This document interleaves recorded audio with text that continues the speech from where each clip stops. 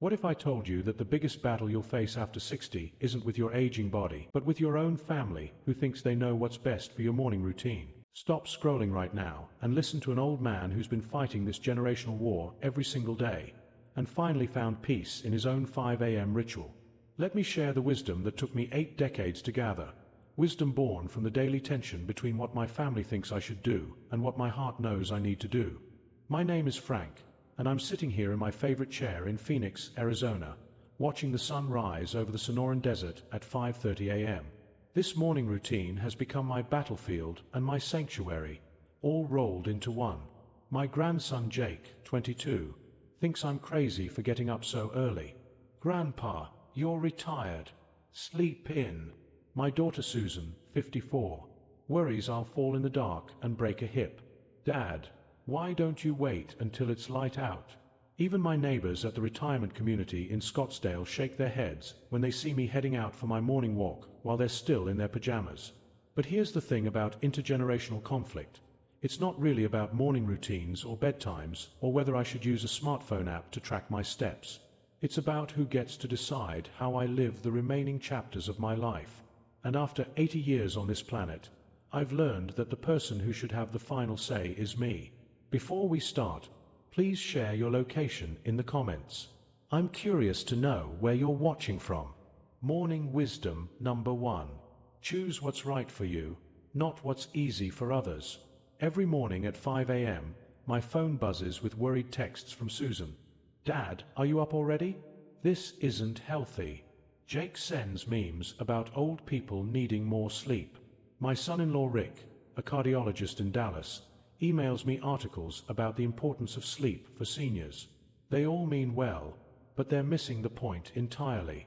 The easy thing would be to sleep until 8 a.m. like they want, to follow their well-intentioned advice, to avoid the daily phone calls where they express their concerns. But here's what they don't understand. My 5 a.m. wake-up isn't about defying them. It's about honoring the man I've become. I learned this lesson the hard way when I was 45, working as an insurance salesman in Detroit. My wife Margaret was battling cancer, and everyone had opinions about what I should do. My boss said I should maintain my travel schedule because work would distract me. My brother-in-law suggested hiring a full-time nurse. My mother-in-law thought Margaret should move in with her in Cleveland. But I knew what was right for us. I chose to step back from traveling, to be present for every doctor's appointment, to hold Margaret's hand through every treatment. It wasn't easy for anyone else. My income dropped, family dynamics shifted, expectations were disappointed. But it was right for us. Research from Harvard's study of adult development shows that good relationships require authentic choices, not convenient ones.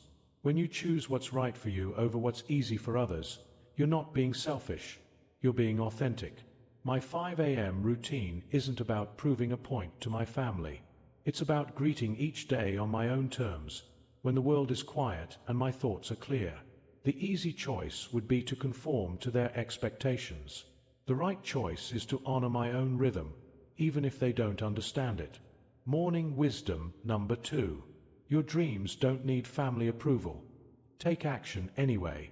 At 75, I announced to my family that I was going to write a novel. You should have seen their faces around the Thanksgiving table in Phoenix. Susan nearly choked on her stuffing. Dad, that's ambitious, she said, which is daughter speak for dad. That's delusional. Jake was more direct. Grandpa, maybe you should start with a blog or something smaller? Rick suggested I take up crossword puzzles instead. Better for cognitive maintenance without the stress of deadlines. 4 months. Their skepticism echoed in my head every morning when I sat down at my computer at 6 a.m. Maybe they were right. Maybe I was too old to dream this big. Maybe I should stick to age-appropriate hobbies like gardening or watching the History Channel. Then I met Dorothy, my 82-year-old neighbor in Tucson, who had just published her first children's book. Frank, she told me over coffee at the local diner, the biggest mistake I made was listening to my kids for 60 years. They thought they were protecting me from disappointment. But you know what's really disappointing? Looking back and wondering, what if? That conversation changed everything. I stopped discussing my writing progress at family dinners. I stopped seeking their approval for my creative pursuits. I just wrote. Every morning at 6 a.m., after my walk and before the phone calls started, I wrote. 3 years later, Desert Winds sits on my bookshelf. It's not a bestseller. Susan was right about that. But it exists. More importantly, I exist as the person who wrote it, not just as the aging father who needs protection from his own ambitions. Colonel Sanders was 62 when he franchised KFC, facing rejection from family who thought he should retire quietly. Laura Ingalls Wilder published her first Little House book at 65, despite her daughter's concerns about the workload. The human brain remains capable of incredible creativity throughout our entire lives. Scientists call this neuroplasticity. Your family's well-meaning skepticism isn't a reflection of your capabilities. It's a reflection of their fears. They love you and want to protect you from disappointment, but in doing so, they might also be protecting you from joy. Morning wisdom number 3. Treat generational differences like cultural exchanges. The tension in my family isn't really about my morning routine. It's about two different worldviews colliding like tectonic plates. Jake's generation sees 5 a.m. as punishment. Mine sees it as opportunity. Susan's generation believes in optimizing everything for efficiency. Mine values ritual and reflection. I learned this during a particularly heated family discussion about my decision to cancel my cable TV subscription and read books instead during my morning routine. "Dad, you're isolating yourself," Susan argued. "How will you stay informed about current events?" Jake jumped in. "Grandpa, I can set you up with news apps that curate everything for you. Much more efficient than books." What they didn't understand is that my morning reading isn't about information consumption. It's about contemplation. When I read Marcus Aurelius or Thoreau as the Arizona sun rises, I'm not trying to stay current. I'm trying to stay centered. This realization came to me at a Chevron station outside Albuquerque 20 years ago when my car broke down. A young mechanic named Carlos, probably Jake's age, stayed 2 hours past closing to fix my transmission. We couldn't have been more different. He listened to rap music I didn't understand, used slang that sounded like a foreign language, checked his phone constantly while working. But when he refused extra payment, saying, "Just pay it forward, sir," I realized we shared the same fundamental values. Our expressions were different, but our hearts were aligned. Kindness transcends generational boundaries. UCLA research shows that intergenerational relationships thrive when both sides approach differences with curiosity rather than judgment. Instead of seeing Jake's screen time as addiction, I started asking him to show me what captured his attention. Instead of dismissing my early mornings as stubborn old man behavior, he started joining me occasionally for sunrise walks. The breakthrough came when I explained that my 5 a.m. routine serves the same purpose as his meditation app. It centers me for the day ahead. Different methods, same goal. Understanding bloomed from that common ground. Morning wisdom number 4. Failure bridges generations. Share your stories. Picture a saguaro cactus standing tall in the Arizona desert.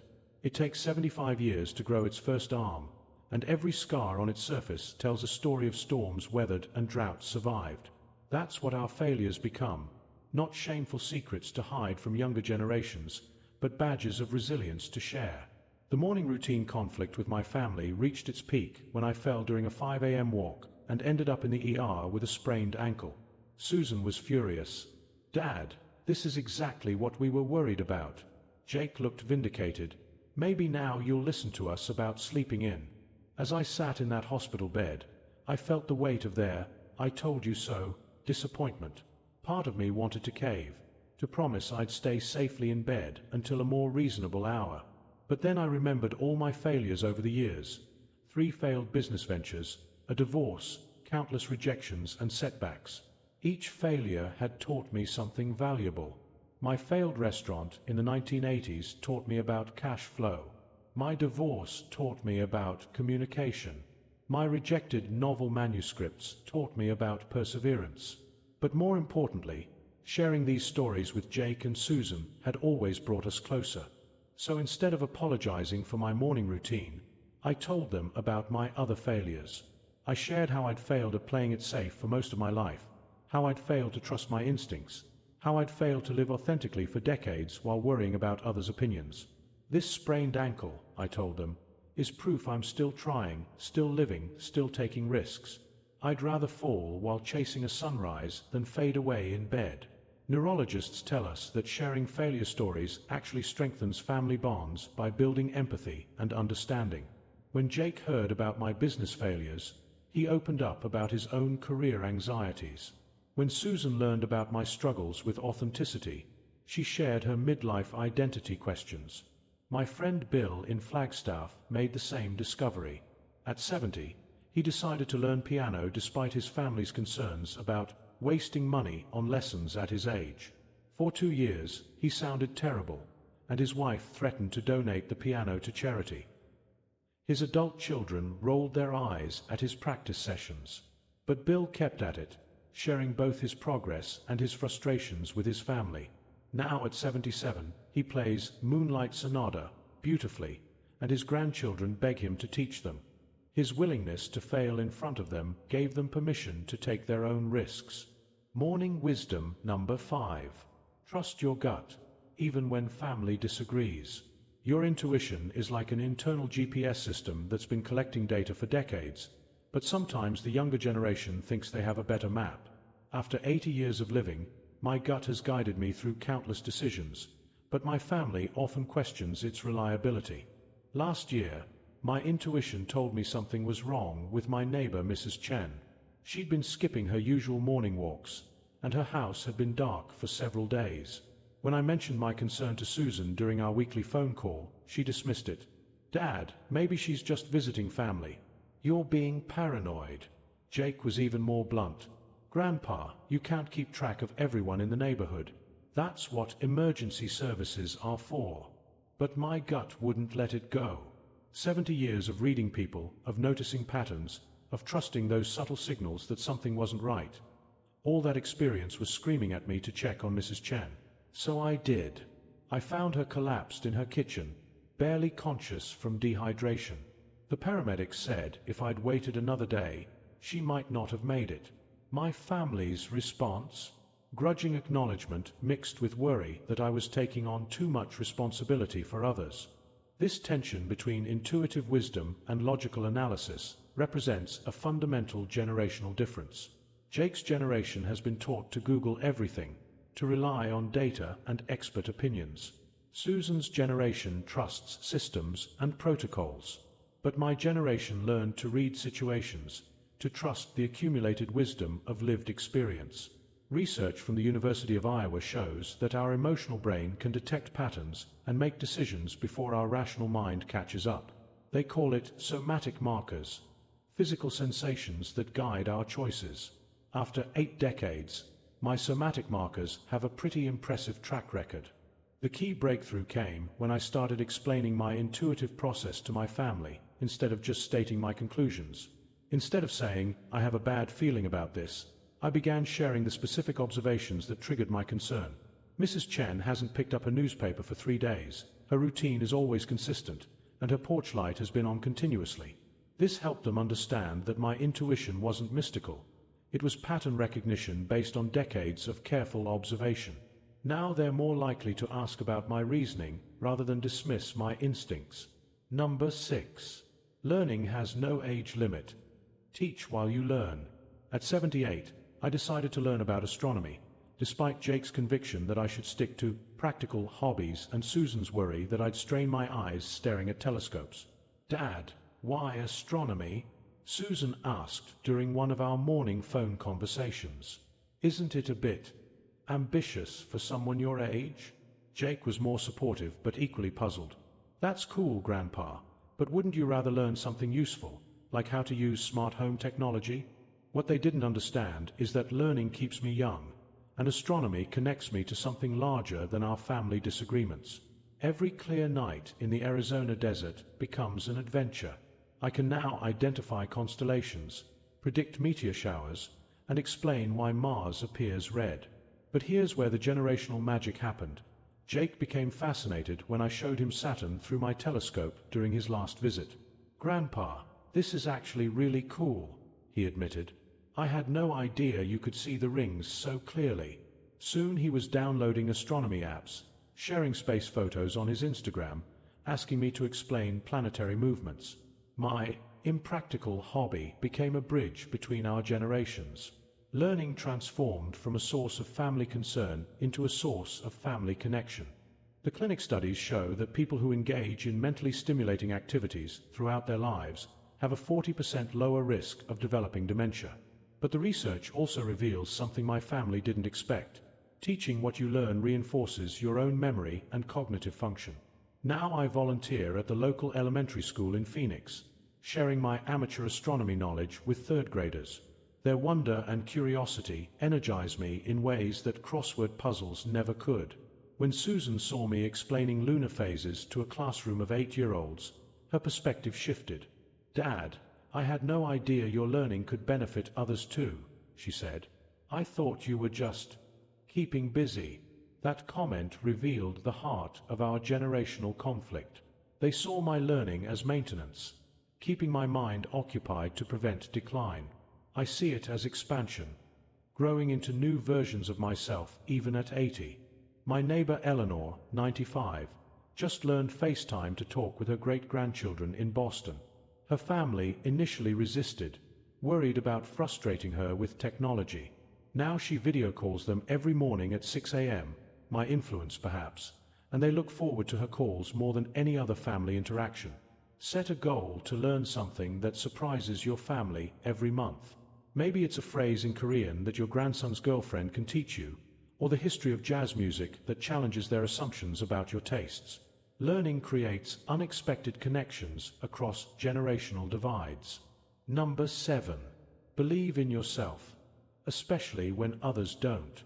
At 75, I thought my adventurous days were behind me. My family certainly thought so. When Jake challenged me to hike to the bottom of the Grand Canyon with him, Susan immediately vetoed the idea. "Absolutely not, Dad. What if you have a heart attack? What if you fall? What if you can't make it back up?" Jake backpedaled quickly. "Actually, Grandpa, maybe we should just do the rim trail. It's safer." Their concern felt like a cage built of love, but still a cage. They saw my age as limitation. I saw it as motivation. If I was going to attempt something this challenging, it had to be now. For 6 months, I trained in secret. Every morning at 5 a.m., I walked the hills around Phoenix, building endurance while my family slept. I researched trail conditions, studied elevation maps, consulted with my doctor, who, surprisingly, supported the plan with proper preparation. The day before our planned hike, I finally told them about my training and my determination to make the trek. The family meeting that followed felt like an intervention. Susan brought articles about hiking dangers for seniors. Rick called from Dallas to discuss cardiac risks. Even Jake seemed to have second thoughts. But I'd made my decision. "I've been preparing for months," I told them. "I'm not asking for permission. I'm asking for your support." The morning of the hike, I stood at the south rim feeling like David facing Goliath, but also feeling more alive than I had in years. Step by step, switchback by switchback, Jake and I descended into that magnificent canyon. 7 hours later, we stood by the Colorado River, both of us transformed by the experience. The photo of Jake and me at the bottom is now my most treasured possession, but more valuable than the photo was Jake's whispered comment as we sat by the river. "Grandpa, I'm sorry I doubted you. You're tougher than guys half your age." Self-doubt at our age isn't just personal. It's often reinforced by well-meaning family members who see protection as their primary role. Research from Stanford shows that people who view aging as a positive process live an average of 7.5 years longer than those who see it as decline. My hiking success shifted the entire family dynamic. Susan started asking about my other goals instead of focusing on my limitations. Jake began planning more adventures we could share. Rick admitted that his medical training had made him overly cautious about aging and activity. Mrs. Johnson in my neighborhood faced similar family resistance when she wanted to start a community garden at 82. Her children worried about the physical demands, the responsibility, the potential for disappointment. She planted anyway. Now that garden feeds 40 families and has become the heart of our community. Believing in yourself after 60 often means believing in yourself despite others' fears. Their concerns come from love, but your capabilities come from a lifetime of evidence that you're stronger than you look. Number 8.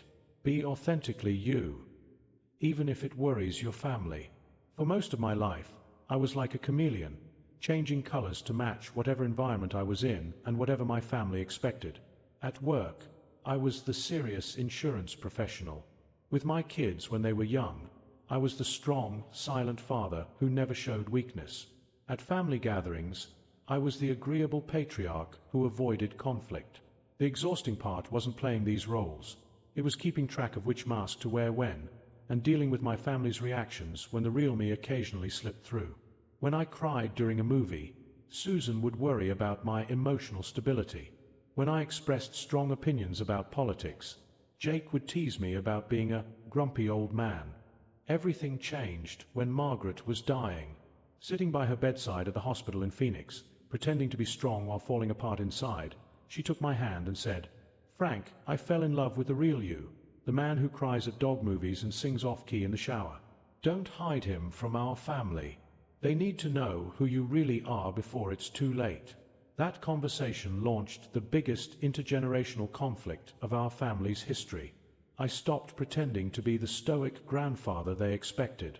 I started expressing opinions they found surprising. I began pursuing interests they considered eccentric. I developed a morning routine that reflected my authentic rhythm, rather than their assumptions about what old men should do. The resistance was immediate and intense. Susan scheduled talks about my personality changes. Jake worried I was having some kind of senior moment. Family dinners became tense affairs where everyone watched for signs of my next unpredictable behavior. But here's what happened as I persisted in being authentically me. They started being more authentic too. Susan admitted she'd been hiding her own struggles with midlife identity changes. Jake opened up about his anxiety about meeting everyone's expectations. Rick confessed that his medical expertise had made him forget how to just be a son-in-law rather than a consultant. Research from Dr. Breen Brown shows that authenticity is contagious. When one family member starts living genuinely, it gives others permission to do the same. The vulnerability I showed by being real with my feelings created space for them to be real with theirs. Now at 80, I wear what makes me comfortable. Hiking boots with dress pants, baseball caps to family dinners, Hawaiian shirts in January. I sing karaoke at the senior center, even though my voice sounds like a rusty gate. I tell my family exactly how I feel about their decisions, both positive and negative. The sky hasn't fallen. In fact, our relationships have deepened. Jake says he feels like he finally knows his real grandfather. Susan tells me she's proud of my willingness to be vulnerable. Rick has started sharing his own interests outside of medicine. The morning routine that started this whole conflict has become a symbol of my authentic life. They no longer question my 5 a.m. wake-up time because they understand it represents my commitment to living on my own terms while I still can. After 2 years of morning routine battles, family meetings about my concerning behaviors, and countless conversations about what's appropriate for someone my age, we've reached what I call our intergenerational peace treaty. The terms are simple. I agree to communicate my plans and reasoning, especially when they involve physical risk or major changes. They agree to express concerns without trying to control outcomes. We all agree that love sometimes means letting each other make choices we don't understand. My 5 a.m. routine has become less about proving independence and more about modeling authenticity. When Jake visits now, he sometimes joins me for the sunrise walk, not because he's converted to early rising, but because he wants to understand what draws me to those quiet morning hours. Susan has stopped sending worried texts about my wake-up time and started asking about what I discover during my morning readings. Rick shares articles about the health benefits of consistent sleep schedules rather than the dangers of early rising. The conflict taught us all something valuable. Intergenerational tension often masks deeper questions about autonomy, respect, and love. They weren't really worried about my morning routine. They were worried about losing me, about their inability to protect me from aging, about their own fears of growing older. I wasn't really fighting for the right to wake up early. I was fighting for the right to remain myself as I age, to continue growing and changing rather than accepting their well-meaning limitations. The generational bridge you build by being genuinely yourself will be stronger than any bridge built on compliance and compromise. Your family needs to see how to age authentically, because someday, they'll be walking this path too. Life after 60 isn't about slowing down. It's about finding your authentic rhythm despite generational pressure to conform to others' expectations of aging. The intergenerational conflicts you face aren't really about morning routines or hobbies or activity levels. They're about who gets to define how you spend the chapters you have left. Your family loves you and wants to protect you, but protection can become a prison if you let it.